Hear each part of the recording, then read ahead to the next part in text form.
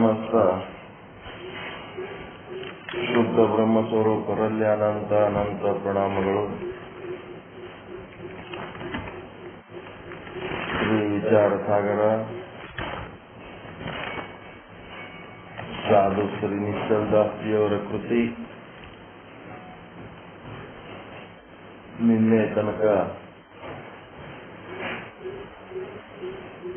ವಿಚಾರ ಸಾಗರದ 4ನೇ ತರಂಗ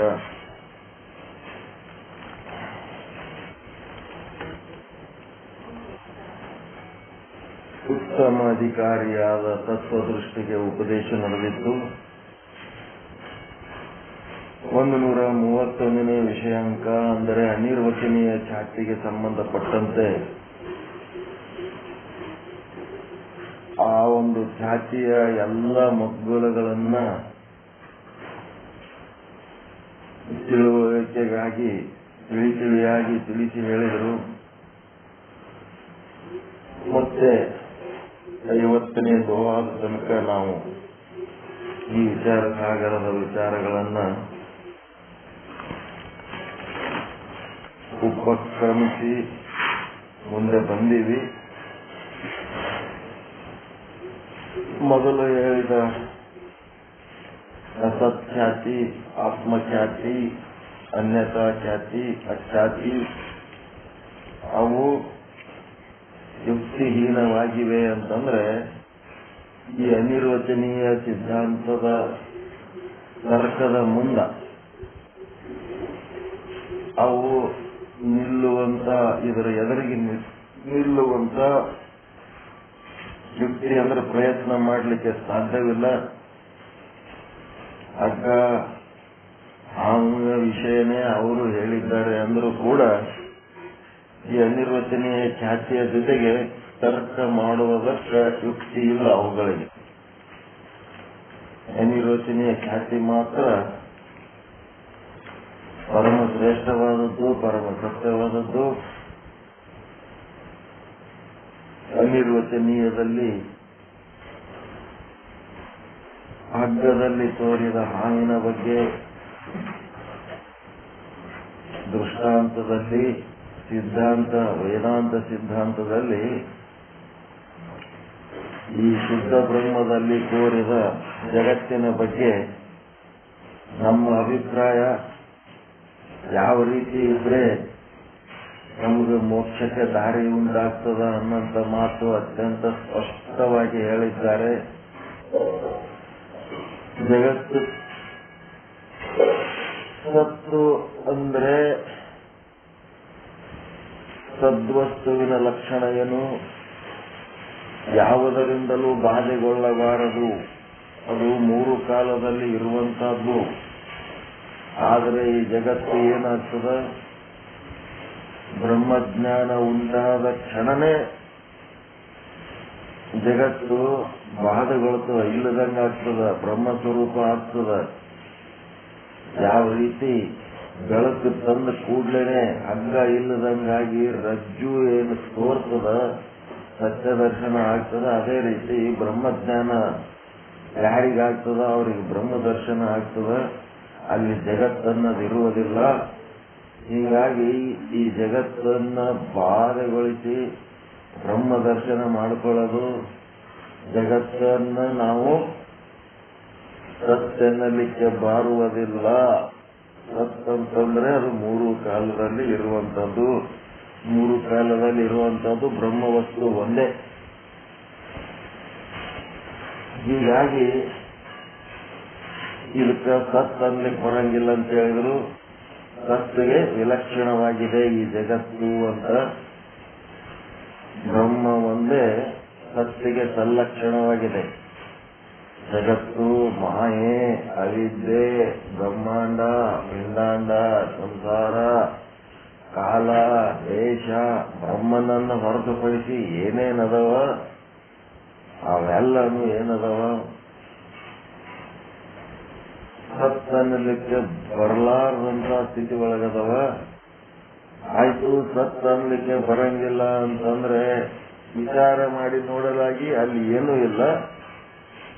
ವಿಚಾರ ಮಾಡಲಾರದಂತ ಅವಿಚಾರ ಕಾಲದಲ್ಲಿ ಅವು ನಮಗೆ ತೋರ್ತವೆ. ಮತ್ತೆ ಸತ್ ಅನ್ಲಿಕ್ಕೆ ಬರಂಗಿಲ್ಲ ಅಂದ್ರೆ ಅಸತ್ತಾದರೂ ಅನ್ಲಿಕ್ಕೆ ಬರ್ತದೇನು ಅಂತ ಶಿಷ್ಯ ಕೇಳಿದಾಗ ಅಸತ್ ಅನ್ಲಿಕ್ಕೂ ಬರಂಗಿಲ್ಲ. ಯಾಕಂತಂದ್ರೆ ಸತ್ ಅನ್ಲಿಕ್ಕೂ ಬರಲ್ಲ, ಅಸತ್ ಅನ್ಲಿಕ್ಕೂ ಬರಲ್ಲ. ಅಸತ್ತಾದ ವಸ್ತುಗಳು ಎಲ್ಲೂ ಇರಬಾರ್ದು, ಎಂದೂ ಇರಬಾರ್ದು, ಯಾರ ಕೈಗೂ ಸಿಗಬಾರ್ದು, ಯಾರ ಕಣ್ಣಿಗೂ ಕಾಣಬಾರ್ದು, ಯಾರಿಗೆ ಭೇಟಿ ಆಗಿರಬಾರ್ದು. ಅಂಥದಕ್ಕೆ ಅಸತ್ ಅಂತಾರ. ಅದರಂತ ಸಾಕಷ್ಟು ಕಾಲ್ಪನಿಕ ವಿಚಾರಗಳು, ಮಂಜೆಯ ಮಗ, ಮೊಲದ ಕೋಡು, ಮತ್ತಿನ್ನೇನೇನೋ, ಮೋಟು ಮರದಲ್ಲಿನ ಕಳ್ಳ, ಇವೆಲ್ಲ ಕೆಲವೊಂದು ಕ್ಷುದ್ರ ಸತ್ಯಗಳು ಏನದವ, ಎಂದೂ ಇಲ್ಲದ್ದು, ಎಂದೂ ಯಾರಿಗೆ ಸಿಗ್ಲಾರ್ದಂತ ಇವು ಮೋಟು ಮರದೊಳಗಿನ ಕಳ್ಳ ಪ್ರಾತಿಭಾಷಿಕ ಸತ್ಯದೊಳಗೆ ಬರ್ತದವು, ಕ್ಷುದ್ರ ಸತ್ಯದೊಳಗೆ ಬರಂಗಿಲ್ಲ. ಇದ್ಯಾವುದು ಕನಸಿನ ಕನ್ನೆ ಅಥವಾ ಗಗನ ಕುಸುಮ ಅಂದ್ರೆ ಅವು ಎಂದೂ ಯಾರಿಗೆ ಕೈ ಸಿಗ್ಲಾರ್ದಂತವು. ಅಂತವು ಬರೀ ಕಲ್ಪನೆ ಒಳಗಿರೋಂಥವು ಏನದವಲ್ಲ, ಆ ರೀತಿ ಇರೋಕೆ ಅಸತ್ ಅಂತಾರ. ಮೋಟು ಮರದೊಳಗಿನ ಕಳ್ಳ ಅದು ತೋರ್ತದ, ಪರಿಣಾಮ ಬೀರ್ತದ, ಗಳಕ್ಕೆ ಬಂದಾಗ ಅದು ಇಲ್ಲದಂಗ ಆಗ್ತದ. ಹಿಂಗಾಗಿ ಅದು ಪ್ರಾತಿಭಾಷಿಕ ಸತ್ಯದ ಉದಾಹರಣೆ ಅಲ್ಲ, ಕ್ಷುದ್ರ ಸತ್ಯದ ಉದಾಹರಣೆ ಅಲ್ಲ. ಕ್ಷುದ್ರ ಸತ್ಯ ಏನದವ ಅವೆಲ್ಲ ಅಸತ್ ಅದಾವು. ಆ ಅಸತ್ ಆದಂತ ವಸ್ತು ಅಂತ ನಾವು ಈ ಜಗತ್ತಿಗೆ ಅನ್ಬೇಕೇನು ಅಂತಂದ್ರ ಅದಕ್ಕೆ ಅಸತ್ ಅನ್ಲಿಕ್ಕೂ ಬರಂಗಿಲ್ಲ. ಯಾಕಂದ್ರೆ ಮಂಜೆಯ ಮಗನ ಹಾಗೆ ಅವು ಅಸತ್ ಆಗಿಲ್ಲ. ಈ ಜಗತ್ತು, ಬ್ರಹ್ಮಾಂಡ, ಪಿಂಡಾಂಡಗಳು ಇವು ತೋರ್ತಾ ಇದ್ದಾವೆ, ಕಣ್ಣಿಗೆ ಕಾಣ್ತವ, ಕೈಗೆ ಸಿಗ್ತವ, ಸುಖ ದುಃಖಗಳನ್ನು ಉಂಟು ಮಾಡ್ತಾವ. ಹೀಗಾಗಿ ಈ ಜಗತ್ತಿನ ಬಗ್ಗೆ ಸತ್ ಅಂತನೂ ಅಭಿಪ್ರಾಯ ತಾಳಬೇಡ್ರಿ, ಅಸತ್ ಅಂತನೂ ಅಭಿಪ್ರಾಯ ತಾಳಬೇಡ್ರಿ.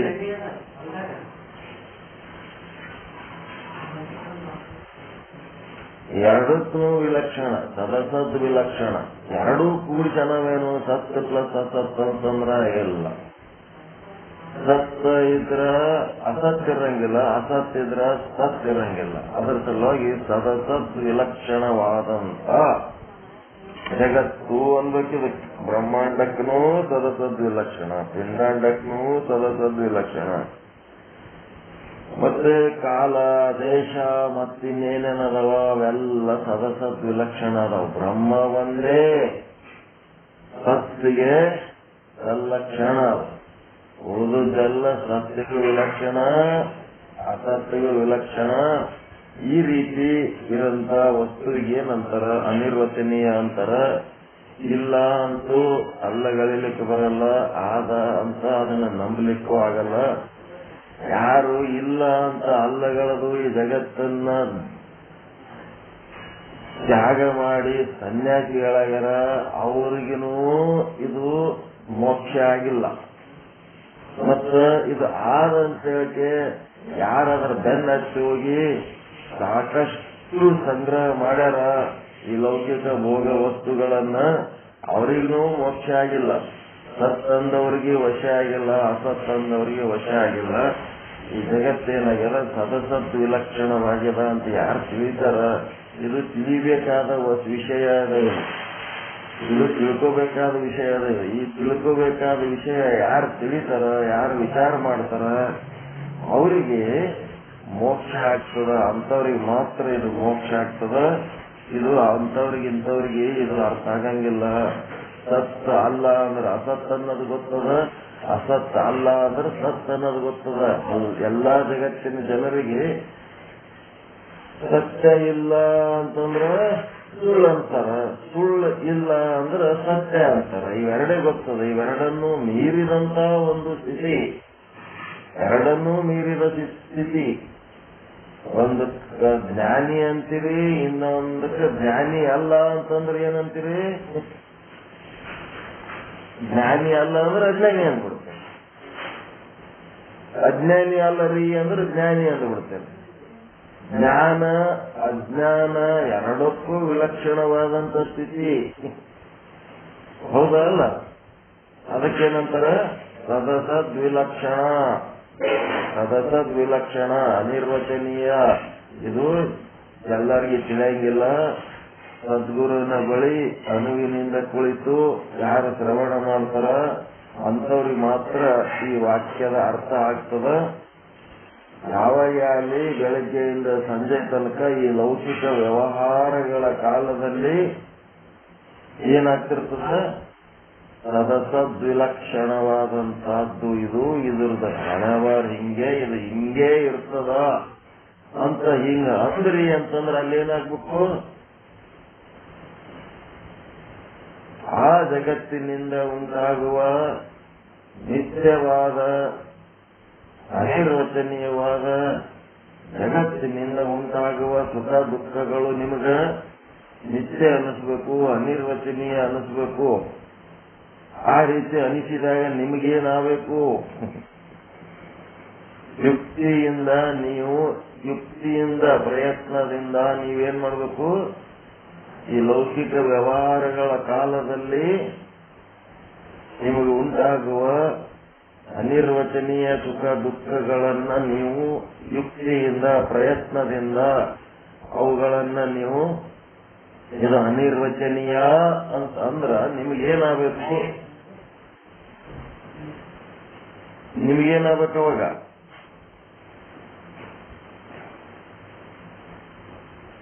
ಅನಿರ್ವಚನೀಯ ಅಂದಕ್ಕೆ ಸುಮ್ಕುತ್ರೇನು, ನಿಮಗೇನಾಗಬೇಕು, ನಿಮ್ಮಲ್ಲಿ ಏನ್ ಪರಿಣಾಮ ಆಗಬೇಕು,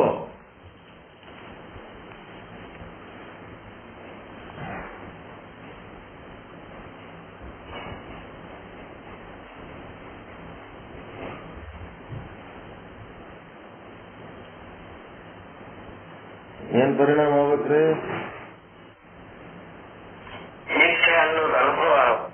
ಮಿಥ್ಯ ಅನ್ನೋದು ಅನುಭವ ಅಲ್ಲ. ಅದು ಯುಕ್ತಿಯಿಂದ ಮಿಥ್ಯ ಅಂತ ತಿಳ್ಕೊಂಡ್ರ ನಿಮಗೇನ್ ಲಾಭ? ಅದರಿಂದ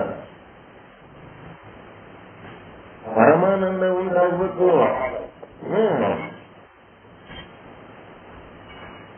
ಅದ್ರ ಬಗ್ಗೆ ಏನಾರ ಅಂದ್ರೆ ಮತ್ತೆ ನಿಮಗದು ಪರಮಾನಂದ ಉಂಟಾಗ್ಬೇಕು. ನಿಮ್ಮೊಳಗ ಪರಮಾನಂದ ಉಂಟಾಗಲಿಲ್ಲ ಅಂತಂದ್ರೆ ಏನ್ ಮಾಡ್ತಾರೆ? ಪರಮಾನಂದ ಉಂಟು ಮಾಡ್ಕೊಳ್ಳಕ್ಕೆ ಈ ಪ್ರಯತ್ನ ಹೌದಾ ಅಲ್ಲ? ಪರಮಾನಂದ ಉಂಟಾಗ್ತದೋ ಇಲ್ಲ? ಯಾವಾಗೇ ಒಂದು ಭಾರಿ ಗಲಿಬಿಲಿ ಒಳಗಿದ್ರಿ, ಆ ಗಲಿಬಿಲಿಯ ಕಾರಣ ನಿಮ್ಗೆ ತುಂಬಾ ಟೆನ್ಷನ್ ಆಗ್ಲಕತ್ತಿತ್ತು, ಆವಾಗ ಸದ್ಗುರು ಕೊಟ್ಟಂತ ಮಹಾವಾಕ್ಯ ನೀವು ಇದು ಅನಿರ್ವಚನೀಯ, ಇದ್ರದ್ದು ಸ್ಥಿತಿ ಹಿಂಗೆ ಅದ, ಇದು ಸತ್ವ ಅಲ್ಲ, ಅಸತ್ವ ಅಲ್ಲ, ಸದಸದ್ವಿಲಕ್ಷಣವಾಗಿದ್ದದ, ಇದು ಮಿಥ್ಯ ಅದ, ಇದರ ಬಗ್ಗೆ ಇಷ್ಟೊಂದು ಗಲಿಬಿಲಿಗೊಳ್ಳುವ ಕಾರಣವಿಲ್ಲ. ಗೋ ಆನ್ ಡೂಯಿಂಗ್ ಅಷ್ಟೇ. ಸುಮ್ನೆ ಮುಂದೆ ನೋಡಿ ಏನ್ ಕೈಲಿ ಆಗ್ತದೆ ಮಾಡ್ಕೋತ ಹೋಗ್ತಿರ್ಬೇಕು. ಈ ಮಾಡಿದ್ರ ರಿಸಲ್ಟ್ ಹಿಂಗೆ ಆಗ್ಬೇಕು ಹಂಗೆ ಆಗ್ಬೇಕಂತೇಳಿ ಯಾವ ನಿರೀಕ್ಷೆಗಳು ಇಲ್ಲದೆ ಹಾಗೆ ಮಾಡ್ಕೋತ ಹೋಗ್ತಿರ್ಬೇಕು. ಅದಕ್ಕೇನಂತಾರೆ, ಪರಮಾನಂದವನ್ನು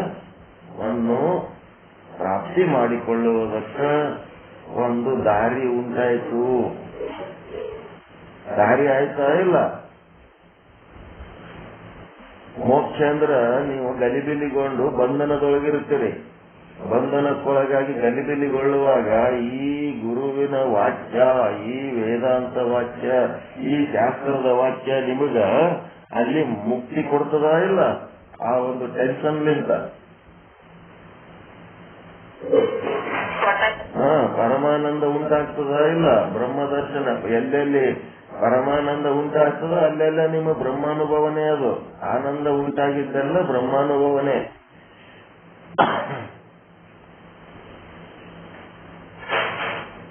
ಏನೆಲ್ಲ ಮಾಡಿ ಕಡೆ ಪರಮಾನಂದನೇ ಉಂಟಾಗಲಿಲ್ಲ ಅಂದ್ರೆ ತೋಣೆಲ್ಲ. ಅದಕ್ಕೆ ವಿಷಯಾಂಕ 134 ಪೀಠಿಗೆ ಹಾಕಿ ನಾಳೆ ಇದ್ರ ಬಗ್ಗೆ ವಿವರಣೆ ಮಾಡೋಣ. ಏನದ ವಿಷಯಾಂಕ 134? ವಿಷಯಾಂಕ 134 ತರಂಗ 4ನೇ ತರಂಗ 134ನೇ ವಿಷಯಾಂಕ.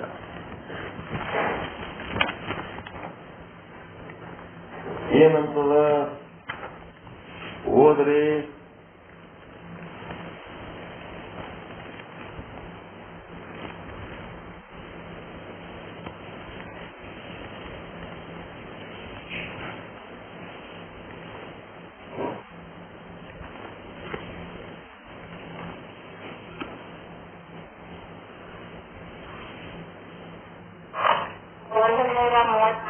ವಿಷಯಾಂಕ ತರಂಗ 4 ಬ್ರಹ್ಮಸ್ಥಳದಲ್ಲಿ ಅಂತಃಕರಣಕ್ಕಿಂತ ಭಿನ್ನವುಳ್ಳ ಅವಿದ್ಯೆಯ ಪರಿಣಾಮವಾದ ಸರ್ಪಾದಿ ವಿಷಯಗಳು ಮತ್ತು ಅವುಗಳ ಜ್ಞಾನವು ಒಂದೇ ಸಮಯದಲ್ಲಿ ಉತ್ಪನ್ನವಾಗಿ ಲೀನವಾಗುತ್ತವೆ ಮತ್ತು ಅವು ಸಾಕ್ಷಿ ಭಾಷ್ಯ ಇರುತ್ತವೆ. ಇಲ್ಲಿ 2 ವಸ್ತುಗಳು ತಗೋಬೇಕು. ಇದರೊಳಗಿಂದು 2 ವಸ್ತುಗಳು ಯಾವುವು? ಒಂದು ಸರ್ಪ, ಇನ್ನೊಂದು ಸರ್ಪದ ಜ್ಞಾನ.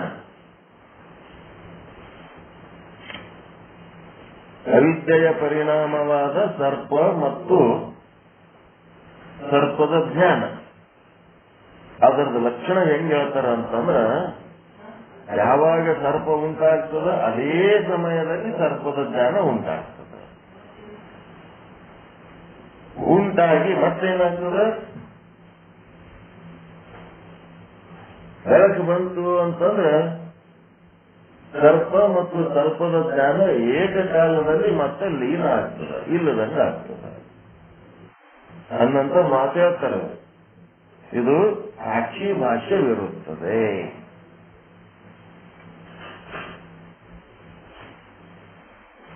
ಇನ್ನ ವಿಶ್ಲೇಷಣೆ ಏನು? ಸರ್ಪ ಇನ್ನು ಮುಂದ ಅನಿರ್ವಚನೀಯ ಅನ್ನೋದು ಮುಗಿತು. ಈಗೇನ್ ಮಾಡಬೇಕು? 2 ಸರ್ಪ ಮತ್ತು ಸರ್ಪದ ಜ್ಞಾನ. ಅವಿದ್ಯೆಯ ಪರಿಣಾಮವಾದ ಎಲ್ಲಿ ಭ್ರಮ ಆಗ್ತದ, ಭ್ರಮಸ್ಥಳದಲ್ಲಿ ಅಂತಃಕರಣಕ್ಕಿಂತ ಭಿನ್ನವುಳ್ಳ ಅವಿದ್ಯೆಯ ಪರಿಣಾಮವಾದ ಸರ್ಪಾದಿ ವಿಷಯಗಳು ಮತ್ತು ಅವುಗಳ ಜ್ಞಾನವು ಒಂದೇ ಸಮಯದಲ್ಲಿ ಉತ್ಪನ್ನವಾಗಿ ಏನಾಗ್ತವ? ಉತ್ಪನ್ನನೂ ಒಂದೇ ಕಾಲದಲ್ಲಿ ಆಗ್ತವ ಮತ್ತು ಅವು ಲೀನ ಆಗಬೇಕಾದ್ರೂ ಏಕಕಾಲದಲ್ಲಿ. ಏನು ಉತ್ಪನ್ನ ಆಗವ? ಯಾವುವು? ಏನು ಉತ್ಪನ್ನ ಆಗವು? ಸರ್ಪ ಒಂದನೇ, ಸರ್ಪ ಮತ್ತು ಸರ್ಪದ ಜ್ಞಾನ. 2 ಸರ್ಪ ಮತ್ತು ಸರ್ಪದ ಜ್ಞಾನ. ಅವೆರಡೂ ಉತ್ಪನ್ನ ಆಗಬೇಕಾದ್ರೆ ಒಂದೇ ಸಲ ಉತ್ಪನ್ನ ಆಗ್ತವ. ಸರ್ಪ ಹೋಗಿ ಸರ್ಪದ ಜ್ಞಾನ ಉಳಿಯಂಗಿಲ್ಲ, ಸರ್ಪದ ಜ್ಞಾನ ಹೋಗಿ ಸರ್ಪ ಉಳಿಯಂಗಿಲ್ಲ. ಎರಡೂ ಒಂದೇ ಸಲ ಉತ್ಪನ್ನ ಆಗ್ತವ. ಸರ್ಪ ಉತ್ಪನ್ನ ಆಗಿ ಸರ್ಪದ ಜ್ಞಾನ ಉತ್ಪನ್ನ ಆಗಿಲ್ಲ ಅನ್ನಂಗಿಲ್ಲ, ಮತ್ತು ಸರ್ಪದ ಜ್ಞಾನ ಆಗಿ ಸರ್ಪ ಆಗಿ ಉತ್ಪನ್ನ ಆಗಿಲ್ಲ ಹಂಗಿಲ್ಲ. ಎರಡೂ ಉತ್ಪನ್ನ ಆಗ್ತವ ಒಂದೇ ಕಾಲದಲ್ಲಿ. ಮತ್ತ ಅವು ಬೆಳಕು ಬಂದ ಕೂಡಲೇ ಒಂದೇ ಕಾಲದಲ್ಲಿ ಏನಾಗ್ತವ? ಅವು ಒಂದೇ ಕಾಲದಲ್ಲಿ ಏನಾಗ್ತವ. ಅದಕ್ಕೆ ಈ ಶೀರ್ಷಿಕೆಯ ಬಗ್ಗೆ ವಿಶ್ಲೇಷಣೆ. ಭ್ರಮಸ್ಥಳದಲ್ಲಿ ಎಂದರೆ ರಜ್ಜುವಿನಲ್ಲಿ ಸರ್ಪ ತೋರುವ ಭ್ರಮಸ್ಥಳದಲ್ಲಿ. ಭ್ರಮಸ್ಥಳ ಅಂದ್ರೆ ಎಲ್ಲಿ ಹಗ್ಗ ಬಿದ್ದದ ಅಲ್ಲೇ ಭ್ರಮೆ ಆಗ್ಬೇಕಲ್ಲ. ಅಧಿಷ್ಠಾನ ವಸ್ತು ಇದ್ದಲ್ಲೇ ಅಧ್ಯಸ್ಥ ವಸ್ತು ತೋರ್ತದ. ಒಂದು ಕಡೆ ಹಗ್ಗ ಬಿದ್ದದ, ಮತ್ತೊಂದು ಕಡೆ ಹಾವೆಂಗ್ ತೋರ್ತದ. ಅದಕ್ಕೆ ಭ್ರಮಸ್ಥಳದಲ್ಲಿ ಎಂದರೆ ರಜ್ಜುವಿನಲ್ಲಿ ಸರ್ಪ ತೋರುವ ಭ್ರಮಸ್ಥಳದಲ್ಲಿ ಎಲ್ಲಿ ಶುಕ್ತಿ ಆದ ಅಲ್ಲಿ ಬೆಳ್ಳಿ ತೋರ್ತದ, ಎಲ್ಲಿ ರಜ್ಜು ಆದ ಅಲ್ಲಿ ಸರ್ಪ ತೋರ್ತದ. ಈ ವಾಕ್ಯ ಭ್ರಮಸ್ಥಳ ಅನ್ನೋದ್ರ ಬಗ್ಗೆ ಹೇಳಕತ್ತದ. ಈಗ ಭ್ರಮಸ್ಥಳ ಅಂತಂದ್ರೆ ಹಗ್ಗ ತೋರಿದ, ಹಗ್ಗ ಬಿದ್ದ ಜಾಗ, ಮತ್ತ ಶುಕ್ತಿ ಇದ್ದ ಜಾಗ, ಹಗ್ಗ ಇದ್ದ ಜಾಗ. ಅದು ದೃಷ್ಟಾಂತದಾಗ ಆಯ್ತು.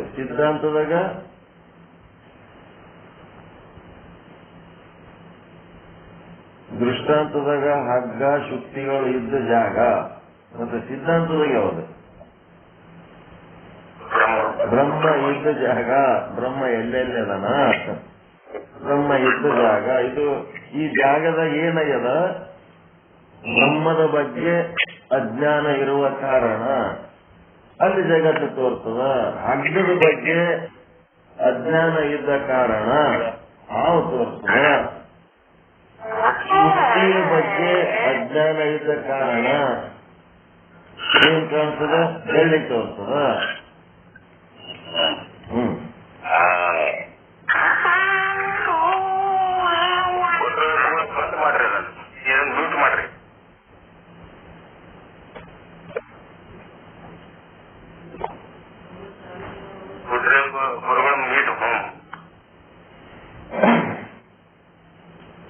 ಅಂತಃಕರಣ ವೃತ್ತಿ ಇರುವುದಿಲ್ಲ.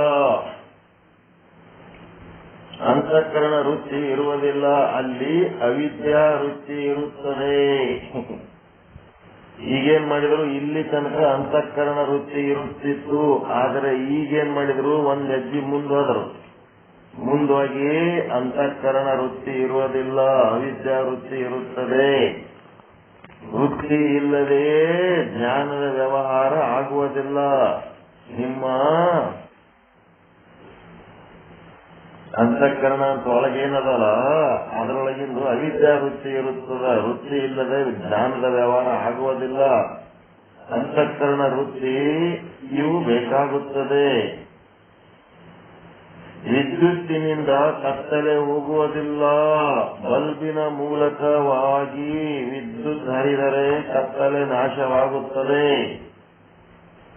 ಅದಕ್ಕೆ ಅಂದ್ರೆ ಆ ಭ್ರಮಸ್ಥಳದಲ್ಲಿ ರಜ್ಜುವಿನಲ್ಲಿ ಸರ್ಪದ ಜ್ಞಾನ ಆಗಬೇಕಾಗಿತ್ತು ಅಂತಂದ್ರೆ ಅಲ್ಲಿ ಅವಿದ್ಯಾ ವೃತ್ತಿ ಇದೆ. ಎಲ್ಲಿ ಅಂತಃಕರಣ ವೃತ್ತಿ ಇರುತ್ತದೆಯೋ ಅಲ್ಲಿ ಭ್ರಮಜ್ಞಾನವಾಗುತ್ತದೆ. ಎಲ್ಲಿ ಅವಿದ್ಯಾ ವೃತ್ತಿ ಇರುತ್ತದೆಯೋ ಅಲ್ಲಿ ಭ್ರಮಜ್ಞಾನವಾಗುತ್ತದೆ.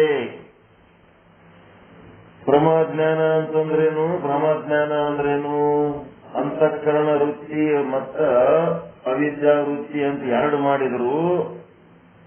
ಅಂತಃಕರಣ ವೃತ್ತಿ ಇದ್ದಲ್ಲಿ ಭ್ರಮಜ್ಞಾನ,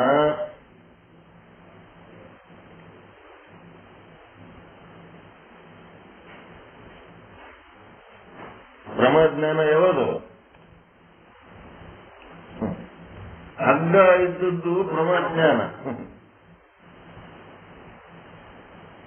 ಅವಿದ್ಯಾ ವೃತ್ತಿ ಇದು ಏನ್ ಮಾಡಿದ? ಹಾವು ತೋರ್ಸಕತ್ತದ. ಇದು ಭ್ರಮಜ್ಞಾನ. ವೃತ್ತಿ ಒಳಗೆ ಮತ್ತೆ ಎರಡು ಮಾಡಿಬಿಟ್ರು. ಹಗ್ಗದ ಜ್ಞಾನವೂ ಆಗುತ್ತದೆ, ಹಾವಿನ ಜ್ಞಾನವೂ ಆಗುತ್ತದೆ. ಹಗ್ಗದ ಜ್ಞಾನವಾಗುವಾಗ ಅಂತಃಕರಣ ವೃತ್ತಿ ಇರುತ್ತದೆ, ಹಾವಿನ ಜ್ಞಾನವಾಗುವಾಗ ಅವಿದ್ಯಾ ವೃತ್ತಿ ಇರುತ್ತದೆ. ವೃತ್ತಿ ಎನ್ನುವ ಒಂದು ಕೂದಲನ್ನು ತಗೊಂಡು ಎರಡು ಸೀಳ್ಬಿಟ್ರಿ. ಈಗ ಕೂದಲು ಸೀಳ ಕೆಲಸ ಇದು ವೇದಾಂತ. ಒಂದು ಕೂದಲ ಸೀಳಿದ್ರ ಅದು ಅದೇ ಇರ್ತದೆ, ಇನ್ನೊಂದು ಕೂದಲ ಸೀಳಿದ್ರೆ ಇದನ್ನು ಅದೇ ಇರ್ತದೆ. ಎರಡು ಕೂದಲೇನೆ ಆಗುದಿಲ್ಲ, ಎರಡು ವೃತ್ತಿಗಳೇ. ಆದ್ರೆ ಇದ್ರೊಳಗೆ ಎರಡು ಸೀಳಿ ಅದಕ್ಕೆ ಎರಡು ಹೆಸರು ಇಟ್ಟುಬಿಟ್ರು. ಅಂತಃಕರಣ ವೃತ್ತಿ ಅಂತ ಒಂದು ಮಾಡಿದ್ರು, ಅವಿದ್ಯಾ ವೃತ್ತಿ ಅಂತ ಒಂದು ಮಾಡಿದ್ರು. ಅಂತಃಕರಣ ವೃತ್ತಿಯಿಂದ ಪ್ರಮಾಜ್ಞಾನ ಆಗ್ತದ ಅಂತ ಹೇಳಿದ್ರು, ಅವಿದ್ಯಾ ವೃತ್ತಿಯಿಂದ ಭ್ರಮಜ್ಞಾನ ಆಗ್ತದ ಅಂತ ಹೇಳಿದ್ರು. ಭ್ರಮಜ್ಞಾನದ ಕಾಲದಲ್ಲಿ ರಜ್ಜು ತೋರ್ತದ, ಭ್ರಮಜ್ಞಾನ ಕಾಲದಲ್ಲಿ ಸರ್ಪ ತೋರ್ತದ. ಎರಡೂ ಆತಿರ್ತಾವ. ಒಂದೇ ಅಂತಃಕರಣದ ಎರಡು ಆತಿರ್ತಾವ ಇಲ್ಲ? ನಿಮಗೆ ಗೊತ್ತಾಗ್ತದ. ಹಗ್ಗನು ತೋರ್ತದ, ಹಾವನು ತೋರ್ತದ. ಒಂದು ಕಾಲದಲ್ಲಿ ಅದು ತೋರ್ತದ, ಒಂದು ಕಾಲದಲ್ಲಿ ಇದು ತೋರ್ತದ. ಬೆಳಕಿದ್ದಾಗ ಒಂದು ತೋರ್ತದ, ಬೆಳಕಿಲ್ಲದಾಗ ಇನ್ನೊಂದು ತೋರ್ತದ. ಜ್ಞಾನ ಇದ್ದಾಗ ಒಂದು ತೋರ್ತದ, ಜ್ಞಾನ ಇಲ್ಲದಾಗ ಇನ್ನೊಂದು ತೋರ್ತದ. ಅವಿದ್ಯಾ ವೃತ್ತಿ ಅಂತ ಯಾಕೆ ಅಂತೀರಿ ಅಂದ್ರೆ ಹಗ್ಗದ ಜ್ಞಾನವಾಗುವಾಗ ಹಾವಿನ ಜ್ಞಾನ ಇರುವುದಿಲ್ಲ, ಹಾವಿನ ಜ್ಞಾನ ಆಗುವಾಗ ಹಗ್ಗದ ಜ್ಞಾನ ಇರುವುದಿಲ್ಲ.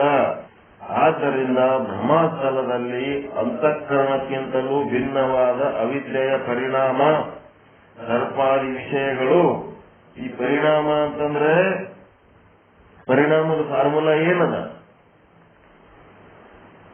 ಪರಿಣಾಮದ ಫಾರ್ಮುಲಾ ಏನಲ್ಲ, ಪೂರ್ವ ರೂಪ ತ್ಯಾಗ ಅನ್ಯ ರೂಪ ಧಾರಣ. ಬರ್ಕೋಬೇಕಿದು.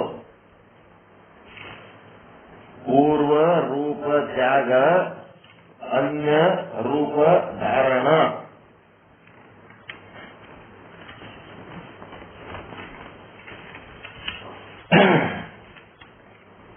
ಅವಿದ್ಯೆಯ ಪರಿಣಾಮ ಅಂದ್ರೇನು? ಪೂರ್ವ ರೂಪ ತ್ಯಾಗ ಅನ್ಯ ರೂಪ ಧಾರಣ. ಪೂರ್ವ ರೂಪ ಏನಿತ್ತದದು?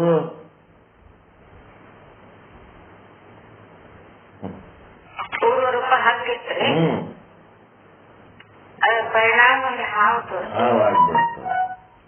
ನಿನ್ನೆ ರಾತ್ರಿ ಆಗುವುದಕ್ಕೆ ನಾವು ಹಾಲು ಎನ್ನುತ್ತಿದ್ದೆವು, ಈಗ ಅದಕ್ಕೆ ಮೊಸರು ಎನ್ನುತ್ತಿದ್ದೇವೆ. ಹಾಲಿನ ಪರಿಣಾಮವೇ ಮೊಸರು ಆಗಿದೆ. ಮೊದಲಿನ ರೂಪ ಬಿಟ್ಟು ಬೇರೆ ರೂಪ ತೆಗೆದುಕೊಂಡಿದೆ. ದ್ರವ ರೂಪ ಹೋಗಿ ಗಟ್ಟಿಯಾಗಿದೆ. ರುಚಿ ಇದ್ದದ್ದು ಈಗ ಹುಳಿಯಾಗಿದೆ. ಇದನ್ನ ಪರಿಣಾಮ ಎನ್ನುತ್ತಾರೆ. ಪರಿಣಾಮ ಅಂದ್ರೆ ಮೊದಲಿನ ರೂಪ ಚೇಂಜ್ ಮಾಡ್ಕೊಂಡ್ಬಿಟ್ಟಾರೆ. ಹಾಲು ರಾತ್ರಿ ಅದಕ್ಕೆ ಹಾಲು ಅಂತಿದ್ರಿ, ಮುಂಜಾನೆ ಮೊಸರಾದ್ಮೇಲೆ ಅದಕ್ಕೆ ಹಾಲು ಅಂತಿರೇನು ಇಲ್ಲ, ಪರಿಣಾಮ ಹೊಂದಿಬಿಟ್ಟದ. ಇದು ಪೂರ್ವ ರೂಪ ಪರಿತ್ಯಾಗ ಮತ್ತು ಅನ್ಯ ರೂಪ ಧಾರಣ. ಇದಕ್ಕೆ ಪರಿಣಾಮ ಎನ್ನುತ್ತಾರೆ.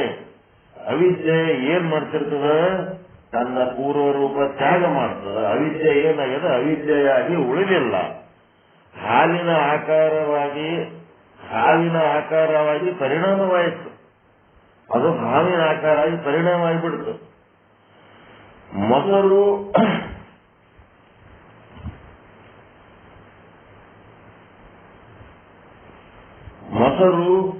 ಹಾಲಿನ ಪರಿಣಾಮ. ಮೊಸರು ಎದರ ಪರಿಣಾಮ? ಹಾಲಿನ ಪರಿಣಾಮ. ಮತ್ತು ಹಾವು ಎದರ ಪರಿಣಾಮ? ಅವಿದ್ಯೆಯ ಪರಿಣಾಮ. ಅವಿದ್ಯೆಯಾಗಿ ಉಳಿದಿಲ್ಲದು. ಅವಿದ್ಯೆಯಾಗಿ ಉಳಿಯದೆ ಅವಿದ್ಯೆಯ ಮೂಲ ರೂಪ ಅವಿದ್ಯೆ. ಅವಿದ್ಯೆಯ ಮೂಲ ರೂಪ ಅವಿದ್ಯೆನೇ. ಅದು ಏನಾಗ್ಯದ? ಹಾವಾಗ್ಯದ, ಹಾಗಲ್ಲ. ಅವಿದ್ಯೆಯ ಮೂಲ ರೂಪ ಅವಿದ್ಯೆನೇ. ಮೂಲ ರೂಪ ತ್ಯಾಗ ಮಾಡಿ ಅದೇನಾಗ್ಯದ? ಹಾವಾಗ್ಯದ. ಹಾಲಿನ ಮೂಲ ರೂಪ ಹಾಲೇ. ಹಾಲಿಂದು ಮೂಲ ರೂಪ ಹಾಲೇ. ಆದ್ರೆ ಅದೇನಾಗ್ಯದ? ಪರಿಣಾಮ ಹೊಂದಿ ಮೊಸರಾಗ್ಯದ. ಅದೇ ರೀತಿ ಅವಿದ್ಯೆ ಮೂಲ ರೂಪ ಅವಿದ್ಯೆನೇ. ಅದೇನಾಗ್ಯದ? ಹಾವಾಗಿ ಪರಿಣಾಮ ಹೊಂದದ.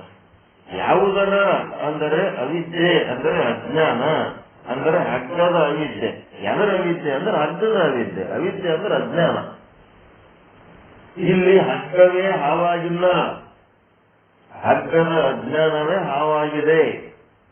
ಹಗ್ಗದ ಬಗ್ಗೆಗಿನ ಅವಿದ್ಯೆ ಏನದ ಅದು ಹಾವಾಗ್ಯದ.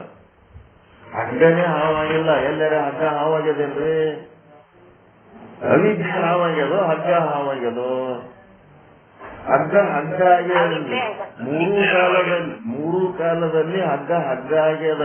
ಸರ್ಪ ತೋರೋದಕ್ಕಿಂತ ಮೊದಲು ಹಗ್ಗವಾಗೇ ಇತ್ತು. ಸರ್ಪ ತೋರುವಾಗಲೂ ಹಗ್ಗವಾಗೇ ಇದೆ.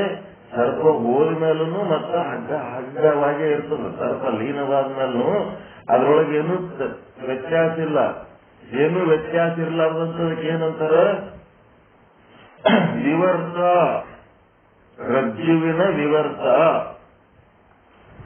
ಏನು ವ್ಯತ್ಯಾಸ? ಬ್ರಹ್ಮ ವಿವರ್ತ, ಮಾಯೆ ಪರಿಣಾಮ. ಈ ರೀತಿಯಾಗಿ ಸರ್ಪ ರೂಪ ಪರಿಣಾಮ ರಜ್ಜುವಲ್ಲಿ, ರಜ್ಜು ಅವಚ್ಚಿನ ಚೇತನದಲ್ಲಿರುವ ಅವಿದ್ಯೆ ಎಂದರೆ ಗೊತ್ತಿಲ್ಲದಿರುವಿಕೆ, ಅಜ್ಞಾನ ಎಂದರೆ ಗೊತ್ತಿಲ್ಲದಿರುವಿಕೆ. ಹಗ್ಗ ಅನ್ನೋದು ಗೊತ್ತಿಲ್ಲದ ಕಾಮಾಗಿ ತೋರ್ಲಿಕ್ಕತ್ತದ. ಗೊತ್ತಿಲ್ಲದಿರುವುದು ಹಗ್ಗದ ಆಕಾರ ಕಳೆದುಕೊಂಡಿತ್ತು, ಸರ್ಪದ ಆಕಾರ ಪಡೆದುಕೊಂಡಿತ್ತು. ಇದೇ ಪರಿಣಾಮ.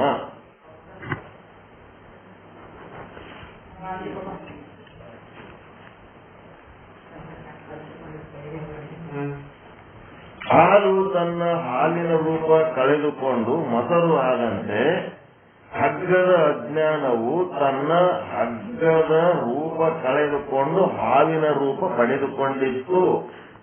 ಅವಿದ್ಯೆ ಅಂದ್ರೆ ಎದರ ಅವಿದ್ಯೆ? ಹಗ್ಗದ ಬಗೆಗಿನ ಅವಿದ್ಯೆ. ಅವಿದ್ಯೆ ಅಂದ್ರೆ ಅಜ್ಞಾನ. ಎದರ ಅಜ್ಞಾನ? ಹಗ್ಗದ ಬಗೆಗಿನ ಅಜ್ಞಾನ. ಹಗ್ಗದ ಬಗೆಗಿನ ಜ್ಞಾನ ಅಲ್ಲ, ಹಗ್ಗದ ಬಗೆಗಿನ ಅಜ್ಞಾನನೇ ಏನಾಗ್ಯದ? ಅವಿದ್ಯೆ ಅಂತಾರ. ಹಗ್ಗದ ಬಗ್ಗೆ ಜ್ಞಾನ ಇಲ್ಲ, ಹಗ್ಗದ ಅವಿದ್ಯೆನೇ ಏನಾಗ್ಯದ? ಹಾವಾಗ್ಯದ. ಹಗ್ಗಕ್ಕೆ ಸಂಬಂಧ ಇಲ್ಲ ಏನೋ ಹಾವು. ಹಗ್ಗಿದ್ದಿಲ್ಲ ಅಂತಂದ್ರ ಹಾವೇನ್ ತೋರ್ತಿದ್ದಲ್ಲಿ. ಹಗ್ಗ ಆದ, ಹಗ್ಗದ ಬಗ್ಗೆ ಅವಿದ್ಯೆ ಆಗ್ಯದ. ಕತ್ತಲಿದ್ದಕ್ಕ ಆ ಹಗ್ಗದ ಅವಿದ್ಯೆನೇ ಏನಾಗ್ಯದ? ಮೂಲ ರೂಪ ಏನದ? ಹಗ್ಗದ ಅವಿದ್ಯೆ. ಅದು ಏನಾಗ್ಯದ? ಇನ್ನ ಒಂದು ರೀತಿ ಪರಿಣಾಮ ಹೊಂದದ. ಏನ್ ಪರಿಣಾಮ ಹೊಂದದ? ಹಾವಾಯ್ತು ಅಷ್ಟೇ. ಹೀಗಾಗಿ ಹಾವಿನ ರೂಪ ಪಡೆದುಕೊಂಡಿತ್ತು. ಮೂಲ ರೂಪ ಪರಿತ್ಯಾಗ, ಅನ್ಯ ರೂಪ ಧಾರಣ. ಅದಕ್ಕೆ ಮೂಲ ರೂಪ ಯಾವುದು? ಹಗ್ಗದ ಅವಿದ್ಯೆ.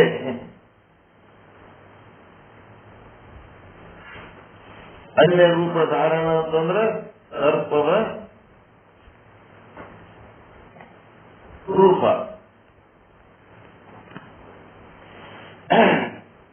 ಈ ರೀತಿ ಸರ್ಪಾದಿ ವಿಷಯಗಳು ಮತ್ತು ಅವುಗಳ ಜ್ಞಾನ, ಸರ್ಪ ಮತ್ತು ಸರ್ಪದ ಜ್ಞಾನ, ಬೆಳ್ಳಿ ಮತ್ತು ಬೆಳ್ಳಿಯ ಜ್ಞಾನ, ಹಿಂಗೆ ಹೇಳ್ರಿ ಮುಂದೆ ಪಟ್ಟಿ ಮಾಡಿರೋದು.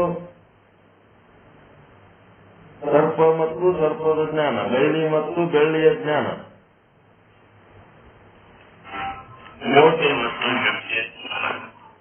ಶುಕ್ತಿ ಅದು ಅಧಿಷ್ಠಾನ ವಸ್ತು, ಬರೀ ತೋರುವ ವಸ್ತುವಿನ ಬಗ್ಗೆ ಅಲ್ಲ ಇದು.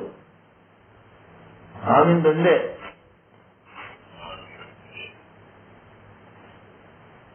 ಹಾವಿನ ಸಂಬಂಧಪಟ್ಟದ್ದು.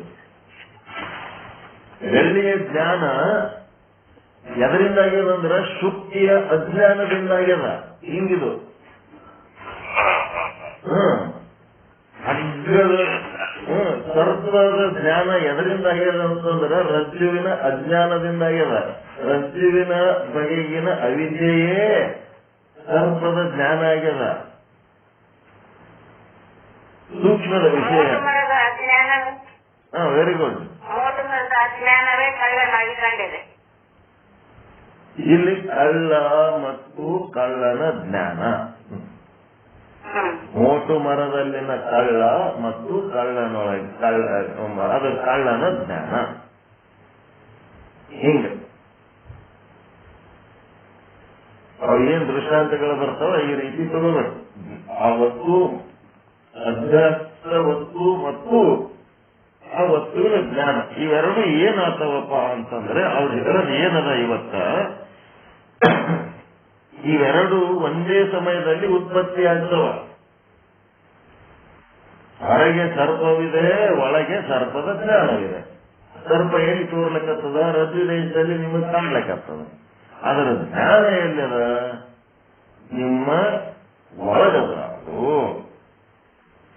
ಯಾವ ಸರ್ಪ ಉತ್ಪತ್ತಿಯಾಗುತ್ತದೋ, ಯಾವಾಗ ಸರ್ಪ ಉತ್ಪತ್ತಿಯಾಗುತ್ತದೋ ಅದೇ ಸಮಯದಲ್ಲಿ ಸರ್ಪದ ಜ್ಞಾನ ಉತ್ಪತ್ತಿಯಾಗುತ್ತದೆ.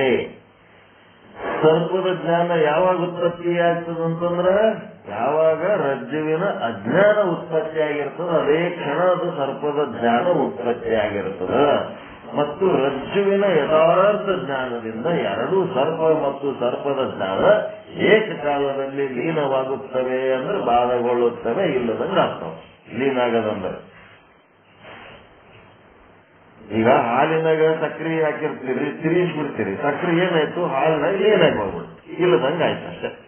ಮೊದಲು ಸರ್ಪ ಹೋಗಲಿ ಆಮೇಲೆ ಸರ್ಪದ ಜ್ಞಾನ ಹೋಗುತ್ತದೆ ಅಂತ ಅಲ್ಲ, ಎರಡು ಏಕಕಾಲಕ್ಕೆ ಹೋಗುತ್ತವೆ. ಸರ್ಪ ಮತ್ತು ಸರ್ಪದ ಜ್ಞಾನ ಎರಡು ಒಂದೇ ಕಾಲಕ್ಕೆ ಲೀನ ಆಗ್ತವ. ಇದು ಹೇಳೋದ್ರಿಂದ ಮೋಕ್ಷಕ್ಕೆ ದಾರಿ ಹೆಂಗಾಗ್ತದ ಅನ್ನೋದು ಇನ್ನ ಮುಂದೆ ಗೊತ್ತಾಗ್ತದ.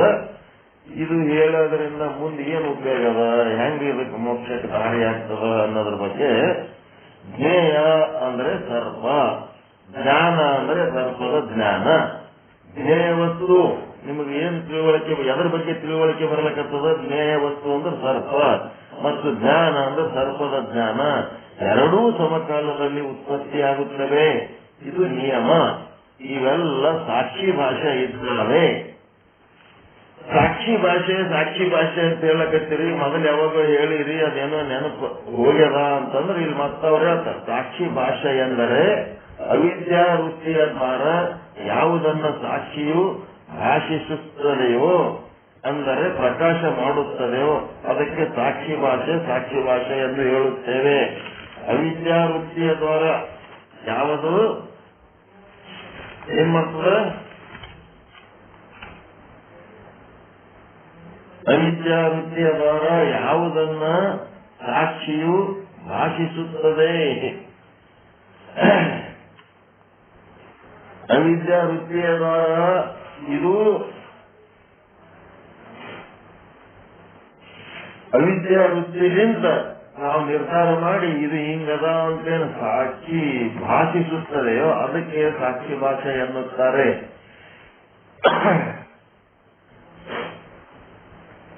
ಹೇಗೆ ಸರ್ಪವು ಅವಿದ್ಯೆಯ ಪರಿಣಾಮವಿರುತ್ತದೆಯೋ ಅದರಂತೆ ಅದರ ಜ್ಞಾನ ರೂಪವಾದ ವೃತ್ತಿಯಾದರೂ ಕೂಡ ಅವಿದ್ಯೆಯ ಪರಿಣಾಮವೇ ಇರುತ್ತದೆ, ಅಂತಃಕರಣದ ಪರಿಣಾಮ ಅಲ್ಲ. ಅಂತಃಕರಣದ ಪರಿಣಾಮ ಏನ್ ತೋರ್ತದ? ಅಂತಃಕರಣದ ಪರಿಣಾಮದಾಗ ಹಾಗೆ ತೋರ್ತದ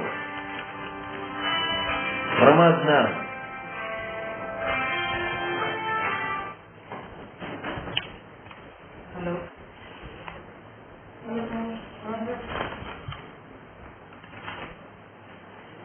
ಹೊರಗೆ ಸರ್ಪವಿದೆ, ಒಳಗೆ ಸರ್ಪದ ಜ್ಞಾನವಿದೆ. ಮತ್ತು ಸರ್ಪದ ಜ್ಞಾನ ಎರಡೂ ಅವಿದ್ಯೆಯ ಪರಿಣಾಮಗಳೇ ಆಗಿವೆ. ಸರ್ಪದ ಜ್ಞಾನವು ಅಂತಃಕರಣದ ಪರಿಣಾಮ ಅಲ್ಲ. ಸರ್ಪವು ಅವಿದ್ಯೆಯ ಪರಿಣಾಮವಾಗಿದೆ ಮತ್ತು ಸರ್ಪದ ಜ್ಞಾನವೂ ಅವಿದ್ಯೆಯ ಪರಿಣಾಮವಾಗಿದೆ. ಏಕೆಂದರೆ ರಜ್ಜುವಿನ ಜ್ಞಾನದಿಂದ ಸರ್ಪವು ಬಾಧಿಸಿಕೊಳ್ಳುತ್ತದೆ, ಹಾಗೆಯೇ ರಜ್ಜುವಿನ ಜ್ಞಾನದಿಂದ ಸರ್ಪದ ಜ್ಞಾನವೂ ಬಾಧಿಸಿಕೊಳ್ಳುತ್ತದೆ. ಬರೀ ಸರ್ಪ ಮುಂದೆ ಹೋಗಂಗಿಲ್ಲ, ಸರ್ಪದ ಜ್ಞಾನನೂ ಹೋಗ್ತದೆ. ರಜ್ಜುವಿನ ಜ್ಞಾನ, ಸರ್ಪದ ಜ್ಞಾನ ಅಂತ ಹೇಳಿ ಇಲ್ಲಿ 4 ವಿಷಯಗಳು ಬರ್ತಾವ. ಏನು? ರಜ್ಜು ಮತ್ತು ರಜ್ಜುವಿನ ಜ್ಞಾನ. 4 ವಿಷಯಗಳು ಏನೇನವ? ಸರ್ಪ ಮತ್ತು ಸರ್ಪದ ಜ್ಞಾನ, ರಜ್ಜು ಮತ್ತು ರಜ್ಜುವಿನ ಜ್ಞಾನ. ಎಷ್ಟು ವಿಷಯ ಅದಾವಿಲ್ಲಿ? 4. ಸರ್ಪ ಮತ್ತು ರಜ್ಜು ಅಂತ 2 ವಸ್ತುಗಳದವ. ಇಲ್ಲಿ ತನಕ ನಿಮ್ಗ 2 ವಸ್ತುಗಳ ಬಗ್ಗೆ ಹೇಳಿದ್ರು, ಹಗ್ಗ ಮತ್ತು ಹಾವು ಅಂತ ಹೇಳಿ. ಆದ್ರ ಈಗೇನಾಗ್ಯದ? ಹಗ್ಗ ಮತ್ತು ಹಗ್ಗದ ಜ್ಞಾನ, ಹಾವು ಮತ್ತು ಹಾವಿನ ಜ್ಞಾನ. ಹೀಗಾಗಿ 4 ವಿಷಯಗಳನ್ನ ತಗೊಂಡು ಹೋಗ್ಬೇಕಾಗಿದೆ. ಈಗ ಆ 4 ವಿಷಯಗಳನ್ನ ಮುಂದೆ ತಗೊಂಡು ಹೋಗ್ತಾರೆ. ಹಾವು ಮತ್ತು ಹಾವಿನ ಜ್ಞಾನ, ಹಗ್ಗದ ಬಗ್ಗೆ ಜ್ಞಾನವಿಲ್ಲದಕ್ಕ ಅವು ತೋರ್ತಾ ಇದ್ದಾವೆ. ಅವು ಏಕಕಾಲದಲ್ಲಿ ತೋರ್ತವ. ಯಾವಾಗ ಹಗ್ಗ ಮತ್ತು ಹಗ್ಗದ ಜ್ಞಾನ ಆಳ್ತವೋ ಆವಾಗ ಹಾವು ಮತ್ತು ಹಾವಿನ ಜ್ಞಾನ 2 ವಿಷಯಗಳು ಇಲ್ಲದಂಗ ಆಗ್ತಾವ ಅನ್ನೋದು ಇವತ್ತಿನ ಈ ಪೀಠಿಕೆಯ ಒಂದು ವಿಚಾರ. ಈ ವಿಚಾರ ಇನ್ನೂ ಸ್ಪಷ್ಟವಾಗಲ್ಲ. ಇದರ ಬಗ್ಗೆ ಇನ್ನೂ ಸ್ಪಷ್ಟೀಕರಣ ಆಗಬೇಕಾದ್ರೆ ಇನ್ನಷ್ಟು ಆಳವಾಗಿ ಹೋಗ್ಬೇಕಾಗ್ತದೆ. ಸ್ವಲ್ಪ ವಿಷಯ ಸೂಕ್ಷ್ಮ ಅದ. ಇದಕ್ಕೆ ಸ್ವಲ್ಪ ಸಮಯ ತಗೊಂಡು ನಿಧಾನಗತಿಯಿಂದ ಮೋಕ್ಷಕ್ಕೆ ದಾರಿ ಮಾಡ್ಕೋಬೇಕು.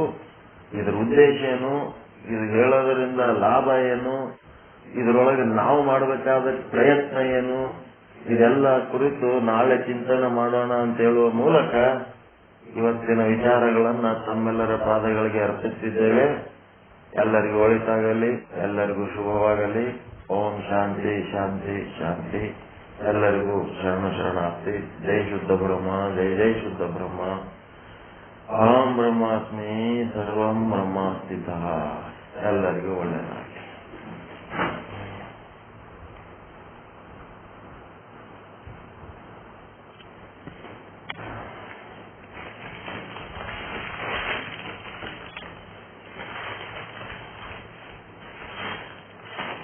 ಮುಂದೆ ಮತ್ತೆ ಮಾಡಿ.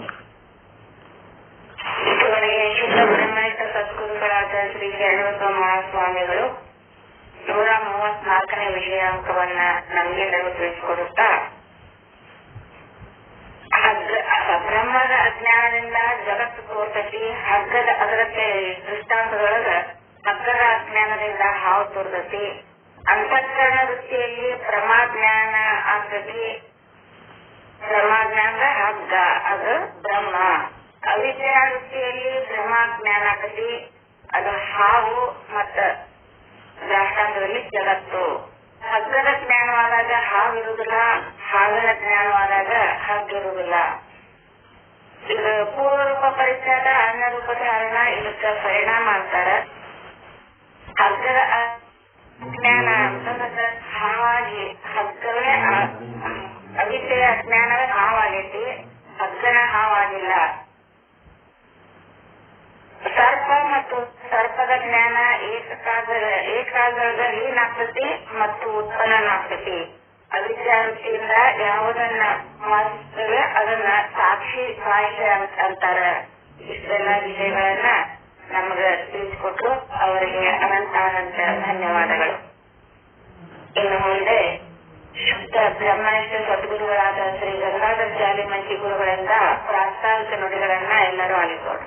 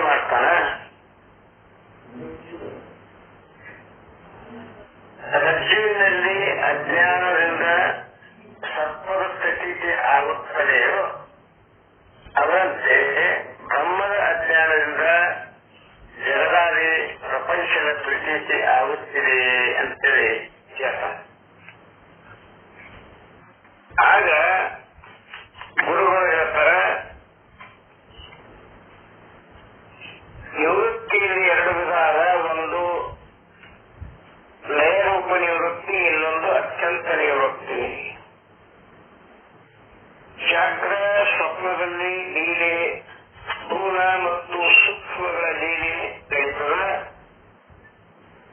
ಲೀಲೆಯಲ್ಲಿ ಮುಗಿದ ನಂತರ ಅವು ಮಲಗ್ತಾವ. ಕಾರಣ ಶರೀರದ ಕಾರ್ಯ ಇದು. ಕಾರಣದಲ್ಲಿ ಕಾರ್ಯದ ನಿವೃತ್ತಿ ಅಂದ್ರೆ ಸುಸುಪ್ತಿ ಅವಸ್ಥೆಯಲ್ಲಿ ಎಲ್ಲವೂ ಲಯ ಆಗಿರ್ತವ. ಅದು ಶಾಶ್ವತವಾದದ್ದಲ್ಲ.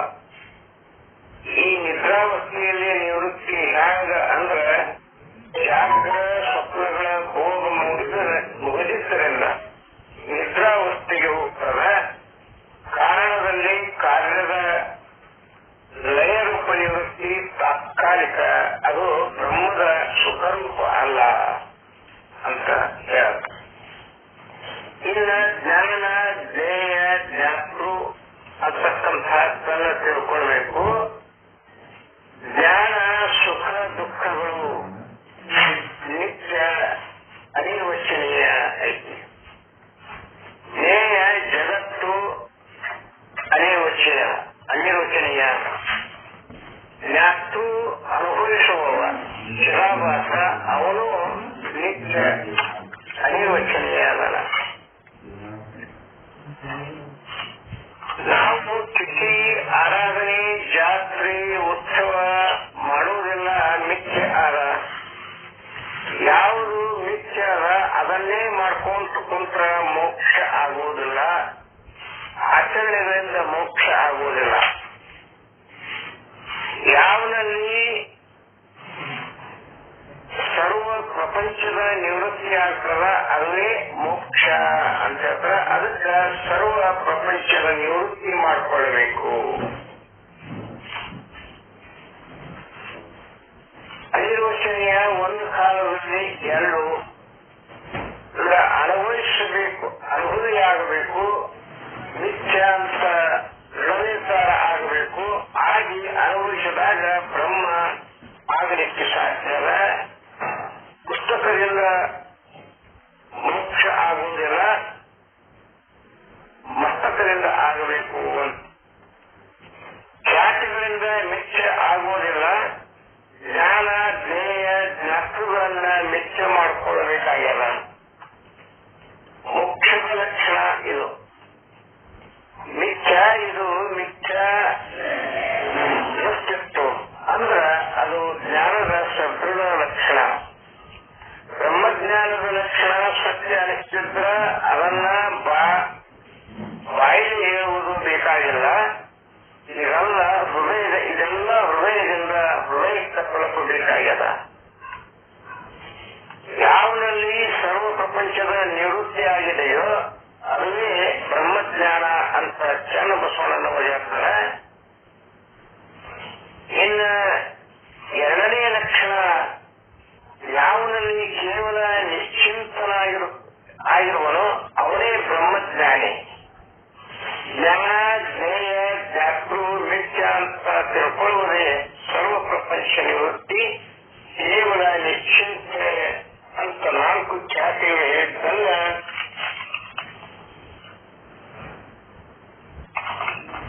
ಇಲ್ಲಿ ಹೇಳ್ತಾರೆ, ಶೂನ್ಯವಾದಿಗಳು ಎಲ್ಲವೂ ಅಸತ್ಯವಾಗಿದೆ ಎಂದು ಅಸತ್ಖ್ಯಾತಿಗಳು ಹೇಳಿದ್ದಾರೆ. ಆತ್ಮಖ್ಯಾತಿ ಕ್ಷಣಿಕ ವಿಜ್ಞಾನವಾದಿಗಳು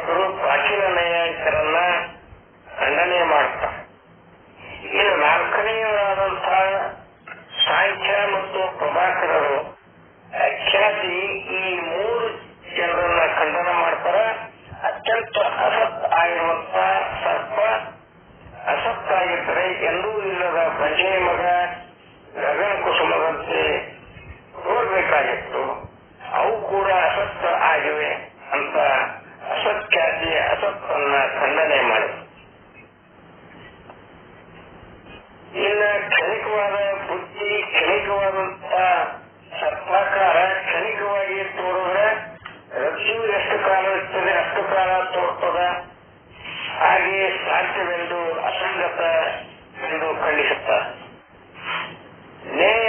ನೇಯವೇ ಜ್ಞಾನವಾಗಿ ತೋರಬೇಕು. ಈಗ ನಿಯಮ ಐತೆ, ಆಗ ಹಗ್ಗ ಇರುವುದು ತೋರುವುದು ಈ ರೀತಿ ಇದು ಸರಿಯಲ್ಲ ಅಂತ ಖಂಡಿಸಿ ಅಖ್ಯಾತಿ ಇದು ಸತ್ಪಟ್ಟಿದೆ ಎನ್ನುವಲ್ಲಿ ಎರಡು ಜ್ಞಾನವಾಗುತ್ತವೆ. ಒಂದು ಸ್ಮೃತಿ ಜ್ಞಾನ, ಇನ್ನೊಂದು ರಜ್ಜುವಿನ ಜ್ಞಾನ. ಪ್ರಮಾತ ದೋಷ ಮತ್ತು ತಿಮಿರ ದೋಷ ಈ ಎರಡು ದೋಷವಾಗಿವೆ. ಅಂತಃಕರಣದಲ್ಲಿ ಭಯ, ತಿಮಿರ ದೋಷ ಹೀಗಿರುವುದನ್ನ ಇದೇ ಭ್ರಾಂತಿ ಎಂದು ಅಖ್ಯಾತಿಯವಾದ ತತ್ವದೃಷ್ಟಿ ಗುರುದೇವರಿಗೆ ಪ್ರಶ್ನಿಸುತ್ತಿದ್ದಾನೆ.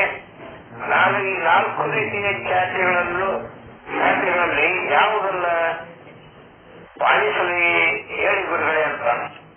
ಈಗ ಗುರುಗಳು ಅತಿ ಮುಖ್ಯವಾದದ್ದನ್ನ ವೇದಾಂತ ಸಿದ್ಧಾಂತಗಳು ಅನಿರ್ವಚನೀಯ ಖ್ಯಾತಿಯನ್ನು ಹೇಳಿದ್ದು, ಆ ಅನಿರ್ವಚನೀಯ ಖ್ಯಾತಿಯನ್ನು ಹೇಳುತ್ತಿದ್ದೇನೆ ಹೇಳು ಅಂತ. ಇಲ್ಲಿ ಒಂದು ದೇಶದಲ್ಲಿ ಒಂದು ಕಾಲದಲ್ಲಿ ಎರಡು ಜ್ಞಾನ ಆಗುವುದು ಅಸಂಭವ. ಒಂದು ಪ್ರತ್ಯಕ್ಷ ಜ್ಞಾನವೇ ಆಗಬೇಕು, ಇಲ್ಲ ಅಭ್ಯಾಸವಾದರೂ ಆಗ್ತದೆ. ಮತ್ತು ಸ್ಮೃತಿ ಜ್ಞಾನದಿಂದ ಭಯ ಪಡುವುದು ಅಸಾಧ್ಯ ಅಂತ ಅಖ್ಯಾತಿಯ ಖಂಡನೆ ಮಾಡಿ, ಪ್ರಪಂಚದಲ್ಲಿ ಹಗ್ಗ ನೋಡಿ ಯಾರೂ ಅಂಜುವುದಿಲ್ಲ ಮತ್ತು ಸ್ಮೃತಿಯಿಂದ ಅಂಜುವುದಿಲ್ಲ. ಅದಕ್ಕೆ ಮೊದಲು ಜ್ಞಾನ ಹೇಗೆ ಆಗ್ತದ ಅನ್ನುವುದನ್ನು ಹೇಳುತ್ತಾರೆ. ರಜ್ಜು ಹೊರಗಿದೆ, ಅಂತಃಕರಣ ಒಳಗಿದೆ. ಆ ಅಂತಃಕರಣವು ನೇತೃತ್ವದ ರಜ್ಜುವಿನಲ್ಲಿಗೆ ತಲುಪಿ ರಜ್ಜುವಿನ ಆಕಾರ ತಾಳಿ ರಜ್ಜುವಿನ ಯಥಾರ್ಥ ಜ್ಞಾನವಾಗ್ತದ. ಆದ್ರೆ ಭ್ರಮೆ ಆಗುವುದಾದ್ರೆ ರಜ್ಜುವಿನಲ್ಲಿ ಸಾಕಷ್ಟು ಬೆಳಕು ಇಲ್ಲ, ಆದ ಕಾರಣ ಅಥವಾ ತಿಮಿರಾದಿ ದೋಷದಿಂದಾಗಿ ರಜ್ಜುವಿನ ಯಥಾರ್ಥ ಜ್ಞಾನ ಆಗಲಿಲ್ಲ. ಪೂರ್ಣ ಪ್ರಕಾಶವಿದ್ದರೆ ರಜ್ಜುವಿನ ಯಥಾರ್ಥ ಜ್ಞಾನವಾಗ್ತಿತ್ತು. ಆದರೆ ಮಂದದಲ್ಲಿ ಇದ್ದದ್ರಿಂದ ಇದು ಅನ್ನೋದು ಮಾತ್ರ ಗೊತ್ತಾಯಿತು, ರಜ್ಜುವಿನ ಜ್ಞಾನ ಆಗಲಿಲ್ಲ. ಇದು ಅಂದ್ರೆ ಏನು ಅಂತ ಗೊತ್ತಾಗಲಿಲ್ಲ. ರಜ್ಜುವಿನ ವಿಶೇಷ ಜ್ಞಾನದ ಕ್ಷೋಭೆಯಾಗಿ ಜ್ಞಾನವು ಸರ್ಪಾಕಾರವಾಗಿ ಕಾಣಿಸ್ತು. ಆ ಕಾರಣದಿಂದ ಅದು ನಿಶ್ಚಿತ ಜ್ಞಾನವಾಗಲಿಲ್ಲ. ರಜ್ಜುವಿನ ಜ್ಞಾನವನ್ನು ತಕ್ಷಣ ಸರ್ಪದ ಜ್ಞಾನ ಹೋಗಿಬಿಡುತ್ತೆ. ಆದ್ದರಿಂದ ಅದನ್ನ ಸತ್ ಎನ್ನಲು ಬರುವುದಿಲ್ಲ, ಇನ್ನು ಅಸತ್ ಎನ್ನಲು ಬರುವುದಿಲ್ಲ. ಯಾಕಂದ್ರೆ ಅದು ಸ್ವರೂಪವಾದ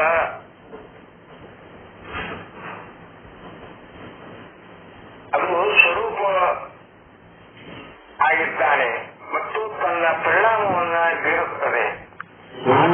ಸ್ವರೂಪವಾನ್ ಇದೆ, ಸ್ವರೂಪವಾನ್ ಅದು ಸ್ವರೂಪವಾಗಿದೆ ಮತ್ತು ತನ್ನ ಪರಿಣಾಮವನ್ನು ಬೀರುತ್ತದೆ. ಆದ್ದರಿಂದ ಸರ್ಪವು ಸತ್ ಅಸತ್ ಅನ್ನಲು ಬರುವುದಿಲ್ಲ. ಆದ್ದರಿಂದ ಸತ್ವವು ವಿಲಕ್ಷಣವಾಗಿದೆ, ಅಸತ್ವವು ವಿಲಕ್ಷಣವಾಗಿದೆ. ಆದ್ದರಿಂದ ಅನಿರ್ವಚನೀಯ ಎಂದು ಹೇಳಲಾಗಿದೆ. ಅದಕ್ಕೆ ಅನಿರ್ವಚನೀಯ ರೂಪವಾನ್ ಬಹಳ ಯೋಗ್ಯವಾಗಿರಬೇಕು. ಬ್ರಹ್ಮಜ್ಞಾನವಾದ ಕೂಡಲೇ ಅಥವಾ ಹಗ್ಗದ ಜ್ಞಾನವಾದ ಕೂಡಲೇ ಬಹಳ ಆಗ್ತದ. ಹಾಗೆ ಒಂದು ಆಭರಣ ಇರ್ತದ, ಬಂಗಾರದ ಜ್ಞಾನ ಆದ್ಮೇಲೆ ಆ ಆಭರಣ ಬಾಧೆ ಆಗ್ತದಲ್ಲ, ಹಾಗೆ ವಾಸ್ತವಿಕವಾಗಿ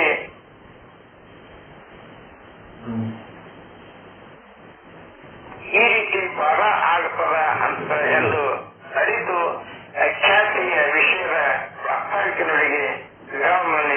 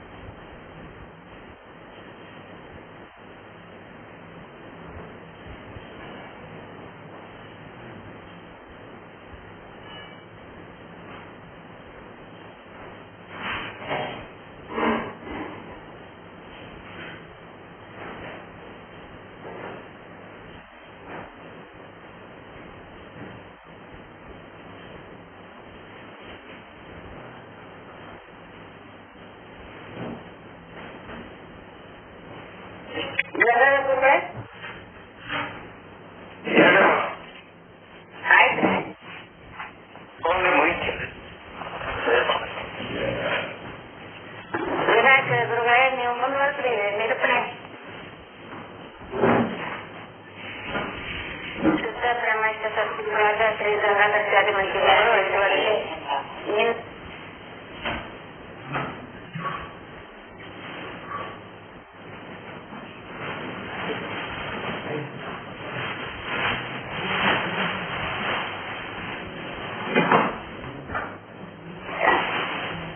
ಇದುವರೆಗೆ ಸುಶಿಷ್ಟ ಬ್ರಹ್ಮನಿಷ್ಠ ಸದ್ಗುರುಗಳಾದ ಶ್ರೀ ಗಂಗಾಧರಾಚಾರ್ಯ ಮಂತ್ರಿ ಗುರುಗಳು ನಿನ್ನೆ ಸದ್ಗುರುಗಳು ನಮಗೆ ಬೋಧಿಸಿದ ಬೋಧನೆಯ ಸಾರಾಂಶವನ್ನು ನಮಗೆಲ್ಲ ತಿಳಿಸಿಕೊಟ್ರು.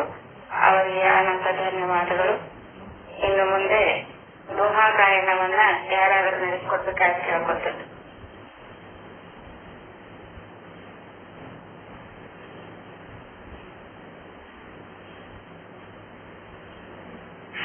ಏನಾಯ್ತದ್ರಿ ಗುರುಗಳೇ?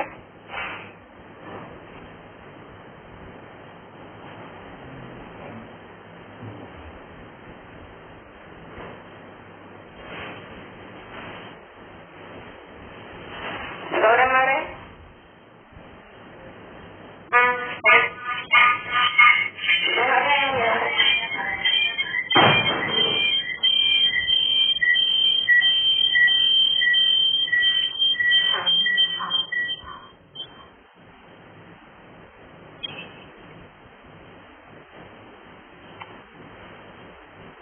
पुरुष इच्छा विषय पुरुषार्थ जोई सोई दुख नाश सुख प्राप्ति दुख नाश सुख प्राप्ति रूप मोक्ष मानवो पुरुष इच्छा विषय हेतु साको ब्रह्म ज्ञान तो परोक्ष अपरोक्ष सामय अपरोक्ष दृढ सामय अपरोक्ष दृढ अदृढ दोगान पुरुष इच्छा विषय मोक्ष को साक्षात हेतु दृढ अपरोक्ष ज्ञान हेतुता विचार जीव हेतुता विचार जीव ब्रह्म जग ज्ञान पुरुष इच्छा विषय लीन वस्तु रूप जड चेतन दो जड नित्यम माया ब्रह्म चित्त सोमयी माया ब्रह्म चित्त सोमयी पीताम्बर जालम पुरुष इच्छा विषय पुरुषार्थ जोई सोई पुरुष इच्छा विषय पुरुषार्थ जोई सोई सुख नाश सुख प्राप्ति सुख नाश सुख प्राप्ति रूप मोक्ष मानव मोक्ष मानव। सद्गुरु पंडित पीताम्बर जी महाराज की जय। सद्गुरु श्री सागरेश्वरदास जी महाराज की जय। सद्गुरु श्री शरणवत स्वामी जी महाराज की जय। जय जय मंगलम जय नमः पार्वती पति महादेव। ಎಲ್ಲರಿಗೂ ಶರಣ ಶರಣ।